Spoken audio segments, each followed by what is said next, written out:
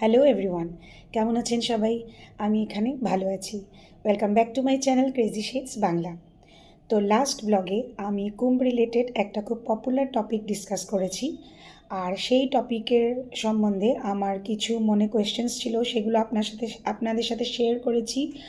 আমার নিজের সেই সম্বন্ধে যেসব বলার ছিল, আমার যেগুলো পার্সোনাল ওপিনিয়ন, সেগুলো আপনাদের সাথে শেয়ার করেছি।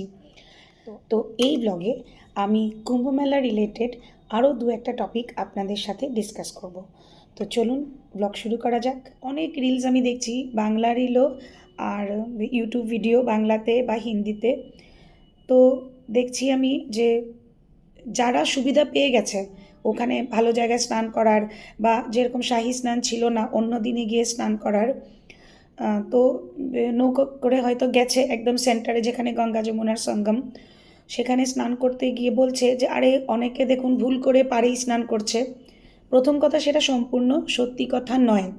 কারণ গঙ্গা যমুনা নদী, ধরুন ডান দিক থেকে যেটা কিলাঘাটের সাইড থেকে যমুনা নদী এসেছে, এদিক থেকে গঙ্গা নদী এসেছে, দুদিক থেকে নদী এসে এরকম মিলে এরকম বেরিয়ে গেছে। তো যেখানে দুটো নদী মিলছে তার শুধু সেন্টারটাই তো সঙ্গম নয়, এই পুরো যে নদীর মানে ব্রেডথটা, সেই পুরো এরিয়াটাতেই তো নদী দুটো একটা নদী আরেকটা নদীর সাথে মিলেছে, যমুনা এসে গঙ্গাতে পড়েছে। তাই যদি কেউ এই সাইডেও স্নান করে তারাও কিন্তু সঙ্গমেই স্নান করছে।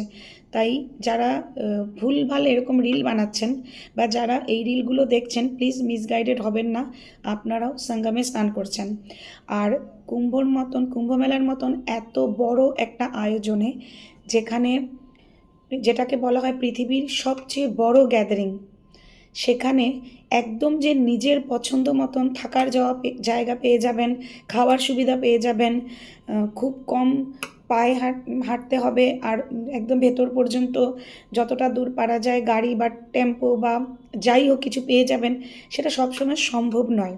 তাই যেখানেই স্নান করছেন, সে যেখানে সুবিধা পাচ্ছেন সেখানেই স্নান করে নিন। যদি এটাতে আপনার পুণ্য কিছু কম হচ্ছে না।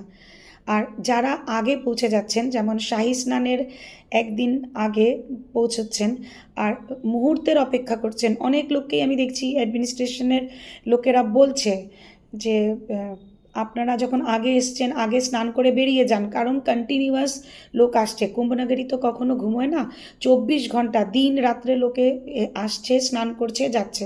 তো যারা আগে পৌঁছেছেন ওরা যদি স্নান করে বেরিয়ে না যান, তো আরও যারা লোক আসছে তারা তো কন্টিনিউয়াস লোক আসছে, তাহলে তো কুম্ভ মেলার যে এরিয়াটা সে জায়গায় ভিড় হয়ে যাবে। আর সেটাও তো জরুরি না যে একদম সঙ্গম এরিয়ার সামনেই আপনাদেরকে স্নান করতে হবে, গঙ্গার তীরে যে কোনো জায়গায় স্নান করতে পারেন। তো সবাই যদি একই রকম নিজের ইচ্ছা মতন করতে চান, তাহলে ভাগদড় হওয়া বা স্ট্যাম্পেড হওয়া এগুলো হতেই পারে, আর তাতে অনেক মানুষের প্রাণ যেতে পারে। তো সেসবগুলো নিজেদের ম্যাচিউরিটি দিয়ে একটু বোঝা উচিত, আর আমাদেরকে মানে কোঅপারেট করা উচিত অ্যাডমিনিস্ট্রেশনকে, কি ওরা এই যে এত বড় একটা গ্যাদারিংকে ম্যানেজ করছে, যে কোনো গভর্নমেন্টই হোক, যে কোনো গভর্নমেন্টের এটা মানে কি বলবো, মানে কত বড় যে রেসপন্সিবিলিটি, কত বড় দায়িত্ব, কত বড় টেনশন এটা ম্যানেজ করা, সেটা যারা রয়েছে ডিউটিতে শুধু তারাই জানে। আমার হাজব্যান্ড যেমন রেলওয়েজে আছে, ট্রেন তো নর্মাল সময় থেকে অনেক ট্রেন বাড়ানো হয়েছে। তো নট অনলি আমার হাজব্যান্ড মেডিকেল অফিসার, তাছাড়াও রেলওয়েজে যারা ইঞ্জিনিয়ারিং ডিপার্টমেন্টে রয়েছেন, যারা ট্রাফিকে আছেন, সিগন্যালে আছেন, যে অন্যান্য যত ডিপার্টমেন্টে আছেন, কারো খাওয়া দাওয়া নেই। কারণ আমার হাজব্যান্ড তো এলাহাবাদ বানারস করছেই, কালকে রাত্রিবেলা রওনা দিয়েছে, মানে যেটা দুপুরের ট্রেন সেটা রাত্রিবেলা ছেড়েছে, আজ 3:30টার সময় বানারস পৌঁছেছে। সরি, সবারই অবস্থা এরকমই, দিন রাতের খাওয়া দাওয়া নেই, ঘুম নেই, এরকম ডিউটি করছে। রেলওয়েজ ছাড়াও অন্যান্য সব ডিপার্টমেন্ট যারা এই মেলার সঙ্গে কোনো না কোনোভাবে জড়িত আছে, তারা দিন রাত সার্ভিস করছে। তাই না জেনে না বুঝে ক্রিটিসাইজ করা উচিত নয়। আপনাদের সবার তীর্থযাত্রীদের সুবিধার জন্য সবাই নিজের, মানে একজনের তো কালকে দেখলাম একজন সিকিউরিটির লোকের প্রাণহানি হয়েছে। তো সবাই খুব কষ্ট করছে আপনাদেরকে সুবিধা দেওয়ার জন্য। কারণ যারা কুম্ভতে স্নান করতে এসছে তারা অযোধ্যাও যাচ্ছে, বেনারসও আসছে। সব জায়গার কখনো কখনো রোড বন্ধ হয়ে যাচ্ছে ট্রাফিক জ্যামের জন্য, ট্রেন বেশি হওয়ার জন্য ট্রেনও লেট হচ্ছে। আমি দেখতে পেলাম রিলে কেউ বলছে যে ট্রেনের শর্টেজ আছে। ট্রেন শর্টেজ না, ট্রেন যথেষ্ট বাড়ানো হয়েছে, নর্মাল থেকে অনেক বেশি ট্রেন চলছে, কিন্তু ট্র্যাক তো সেই না, তার মধ্যে দিয়েই ট্রাফিক মানে মেনটেন করতে হবে। তো সবার কোঅপারেশন খুব দরকার, সবাইকে ম্যাচিউরিটির সাথে একটু বিহেভ করতে হবে। আর অনেকেই আমাকে ফোনেও জিজ্ঞেস করছে এখন রাস্তা খোলা আছে কি না। না, সবাইকেই জিজ্ঞেস করছে, এখানে যারা এই এরিয়াতে রয়েছে বেনারস বা প্রয়াগরাজে, সবারই চেনা জানা আত্মীয় স্বজন বন্ধু বান্ধবরা জিজ্ঞেস করছে। তো এটা না কোনো ফিক্সড রুল নেই যে এখন তো আপাতত 5 তারিখ পর্যন্ত আমাদের বেনারসেও বাইরের গাড়িকে ঢুকতে দেওয়া হচ্ছে না, স্কুল টুল সব বন্ধ। এলাহাবাদেও মানে প্রয়াগরাজেও বাইরের গাড়ি ঢুকতে দেওয়া হচ্ছে না।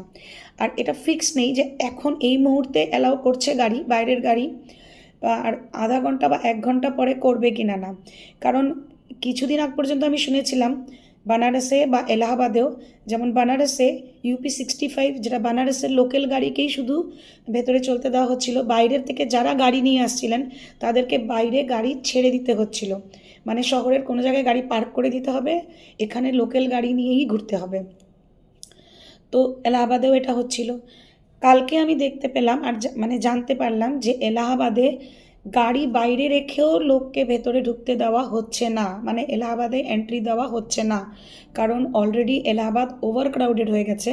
সুতরাং যারা গাড়ি নিয়ে যাচ্ছেন ওদেরকে বলা হয়েছে যে আপনারা কাইন্ডলি ব্যাক করে আবার নিজের জায়গায় চলে যান, 1 উইক 10 ডেজ পরে আবার আপনারা প্ল্যান করুন, কারণ এখন মোটেও মানে এলাহাবাদে আর এন্ট্রি দেওয়া যাবে না লোকের, মানে ম্যানেজ করা কষ্ট হচ্ছে। দেখুন, কিছু ঘটনা ঘটে গেলেও তো লোকে অ্যাডমিনিস্ট্রেশনকেই ব্লেম করবে, তো কেন আমরা কোঅপারেট করব না, তাই না? তো সেটা একটু মানতে হবে, বুঝতে হবে। আরও একটা কথা রয়েছে, সেই কথাটা হলো যেটাকে খুব হাইপ দেওয়া হয়েছে যে 144 ইয়ার্স পরে এই কুম্ভ এসেছে, সেটাও কিন্তু 100% কারেক্ট বলে আমরা মানতে পারি না।